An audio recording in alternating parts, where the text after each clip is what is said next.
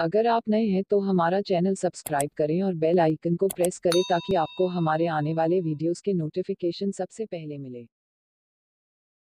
पूरे हरियाणा के अंदर 5.25 लाख एकड़ भूमि पर धान लगाने पर प्रतिबंध खट्टर सरकार ने लगा दिया। 35,000 एकड़ पंचायती भूमि पर लगा दिया प्रतिबंध, तो लगभग 5,10,000 एकड़ भूमि पर अब हरियाणा में धान नहीं लगाया जा सकता।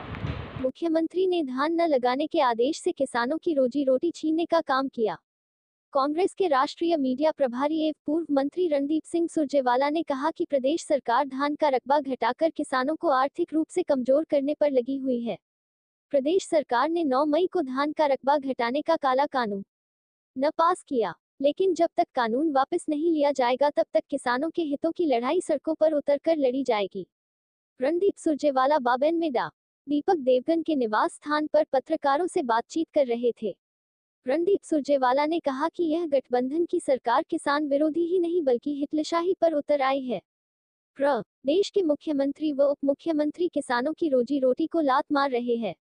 किसान की रोटी छीनकर बाबेन, पिपली, शाहबाद में 1,39,000 एकड़ पर धान लगाने पर पाबंदी लगा दी है। उन्होंने कहा कि किसान की रोजी रोटी छीनकर आय दोगुनी करने का क्या यही रास्ता है? इससे ज्यादा शर्मसार और किसान विरोधी सरकार कोई हो ही नहीं सकती। उन्होंने कहा कि कुरुक्षेत्र व कैथल में अगर धान नहीं लगेगी तो मंडी में आड़त कैसे चलेगी? राइस मिल और चावल का निर्यात उद्योग कैसे चलेगा? उन्होंने कहा कि हम सभी को मिलकर निर्णायक लड़ाई को लड़ना होगा व इस बहरी निकम्मी सरकार को जड़ से उखाड़ फेंकना होगा। सुरजेवाला ने कहा कि केंद्र का 20 लाख करोड़ का पैकेज ऐसा रहा कि उसके आगे ना कोई डंडा और ना पीछे कोई जीरो थी। इस पैकेज का किसी भी वर्ग को कोई लाभ नहीं मिला। भाजपा के नेता केवल देश व प्रदेश की जनता को गुमराह करने में लगे हुए हैं। उन्होंने कहा कि किसान को कुछ नहीं मिला, मजदूर को कुछ नहीं मिला, दुकानदार को कुछ नहीं मिला। उन्होंने कहा कि किसान का 10,000 रुपए सीधा किसान के खाते में भेजे। उन्होंने कहा कि आलू प्याज पैदा करने वाले किसान की दुर्गति की गई। इस मौके पर पूर्व विधायक अनिल धतौड़ी, प्रदेश महासचिव सुरेश यूनुसपुर, डा. दीपक देवगन, किसान कांग्रेस के प्रदेश उपाध्यक्ष रण सिंह देशवाल, महिला कांग्रेस की प्रदेश उपाध्यक्ष प्रवेश राणा, माकी ट कमेटी के पूर्व चेयरमैन तरसेम बकाली, धर्मवीर बाबेन, अग्रेंज गुहन व अन्य गणमान्य व्यक्ति मौजूद रहे। हरियाणा अब तक के लिए बाबेन से रवि कुमार की रिपोर्ट। ना जीरो नजर आई, ना एक डंडा इस तरफ है ना उसके एक डंडा इस तरफ है। 20 रुपया भी किसी की जेब में आया है तो बताइए। आप पत्रकार मित्रों से ज्यादा तो कोई परख नहीं सकता। किसान को कुछ नहीं मिला, गरीब को कुछ नहीं मिला, उद्योगपति को कुछ नहीं मिला, दुकानदार को कुछ नहीं मिला, अनुसूचित जाति बैकवर्ड के साथियों को कुछ नहीं मिला। कर्ज देकर बार बार कर्ज पर कर्ज, कर्ज पर कर्ज, कर्ज पर कर्ज, क्या उससे समस्या हल हो जाएगी? आज मांग बढ़ाने की जरूरत है, सप्लाई बढ़ाने की नहीं। पैसे की सप्लाई तो आ जाएगी, पर मांग कहाँ है?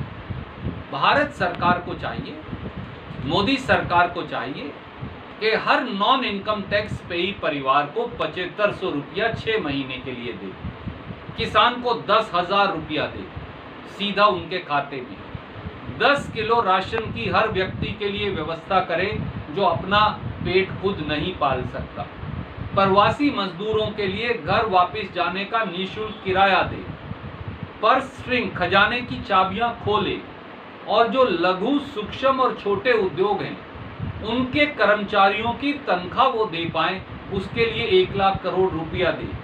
50-60 दिन से दुकानदार दुकान बंद करे बैठा है, उसको कुछ थोड़ी सी राशि दे अपना घर चलाने के लिए, तभी अर्थव्यवस्था चल पाएगी, नहीं तो देश बैठ जाएगा। सर, सूरजमुखी की आवक शुरू हो चुकी है। पिछली बार भी सूरजमुखी बेचने के लिए किसानों ने टंकी पर धरना देना पड़ा, तो इस बार सर क्या रहेगा? मैं आपको यही याद दिला रहा था। आपने खुद ही कहा, सूरजमुखी पैदा करने वाले किसान की इस्माइलाबाद में, बबैन में, लाडवा में, शाहबाद में क्या दुर्गति की खट्टर सरकार ने? भूखे प्यासे धरने पर बैठे रहे बजाय फसल बेचने के। जब आलू और प्याज पैदा करने वाला किसान सड़क पर आया तो शाहबाद में कैसे उसको बेरहमी से पीटा गया था। गन्ना पैदा करने वाले किसान की आए दिन उत्तरी हरियाणा में दुर्गति होती है। इस प्रकार से खेती को मारिए मत, वरना हरियाणा की अर्थव्यवस्था डूब जाएगी। जिस प्रकार से गेहूं और सरसों पैदा करने वाले किसान की दुर्गति हाल में ही हुई, ये आप सब ने देखा। 3 बार मौसम की मार और ओले, और उसके बाद जब बाजार में गई तो आज तक उसका पैसा नहीं मिला। यही हाल सरसों का हुआ। गीली हो गई तो 14 रुपया 62 पैसे चमक खोने के नाम पर, और उसमें नमी के नाम पर 14 रुपया 62 पैसे प्रति क्विंटल आपने 1925 रुपये क्विंटल गेहूं के भाव से काट ली। कैसे जिंदगियां चलेगी और कैसे हमारी अर्थव्यवस्था चलेगी? मुख्यमंत्री जी को इस बारे में सोचकर जवाब देना चाहिए। 5,10,000 एकड़ भूमि पर अब हरियाणा में धान नहीं लगाया जा सकता। उसमें भी कुरुक्षेत्र और कैथल की 1,40,000 कुरुक्षेत्र और 1,00,000 लगभग 39,000 कैथल, यानी 2,80,000 एकड़ भूमि पर इन 2 जिलों में लगा दिया। पर सरकार कौन है मुझे ये बताने वाली मैं धान लगाऊं या ना लगाऊं? आज कांग्रेस पार्टी के सब साथियों ने ये निर्णय किया है के अंदर जींद, कैथल और कुरुक्षेत्र में सभी कस्बों में या शहरों में जितने सरकारी अस्पताल हैं, हर सरकारी अस्पताल में कांग्रेस पार्टी की ओर से डॉक्टर साहिबान के लिए पीपीई किट्स, जो हमारे प्राइवेट हेल्थ केयर में डॉक्टर साहिबान हैं उनका बहुत बड़ा हिस्सा इस इलाके में, इसलिए सब प्राइवेट अस्पतालों में भी पीपीई किट्स, और जो प्राइवेट क्लिनिक चलाने वाले एमबीबीएस और एमडी डॉक्टर्स हैं वहाँ तक भी पीपीई किट्स और N95 मास्क हम पहुँचा सकें। इसके साथ साथ जो पुलिसकर्मी हैं उनके लिए N95 मास्क, और जो प्रेस के हमारे साथी हैं उनके लिए भी इस इलाकों के अंदर N95 मास्क